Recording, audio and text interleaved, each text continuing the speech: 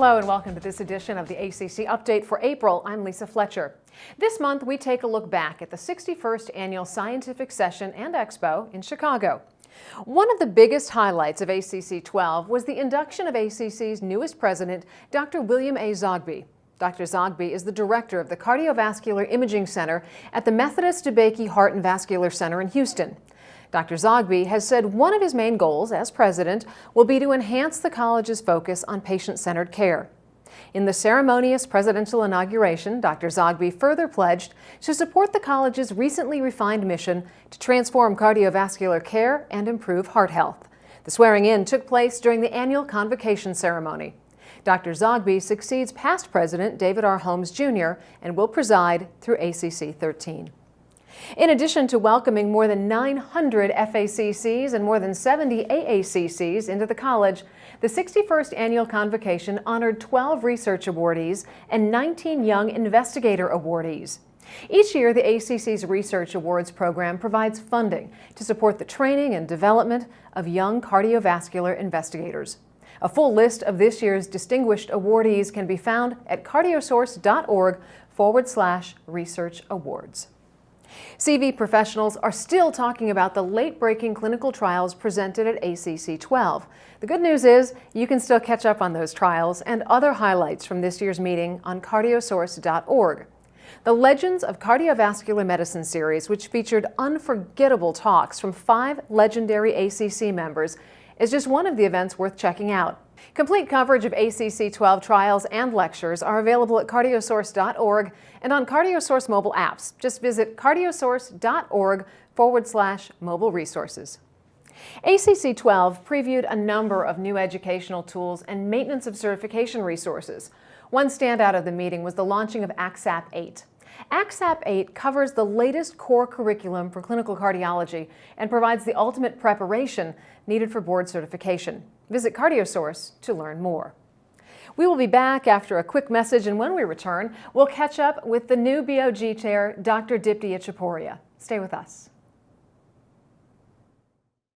Experience ACC 12 with iScience, the ACC 12 Meeting on Demand. iScience is a comprehensive library of sessions with over 400 hours of content. It's the most convenient way to experience ACC 12. Visit cmeoncall.com/ACC to learn more.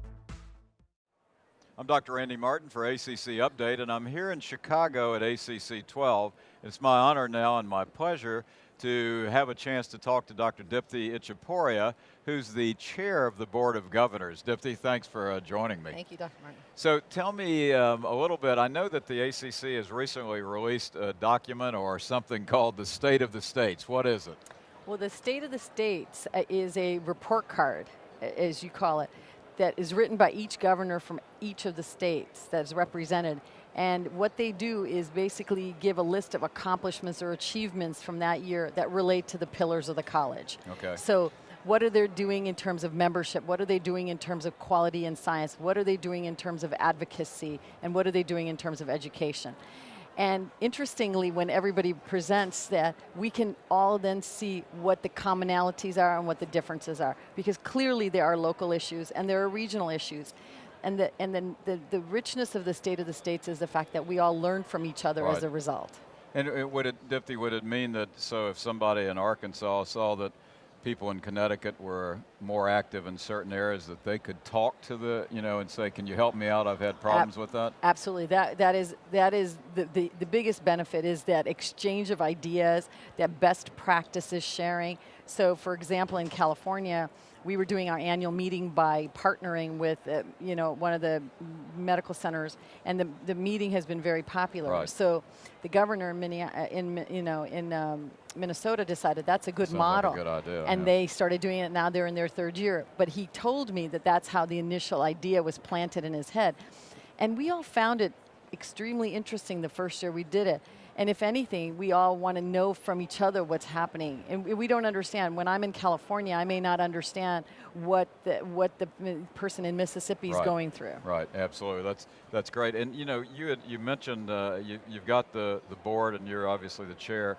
And what are the goals for not only you as the chair, but for the Board of Governors? What are you all trying to really accomplish for us?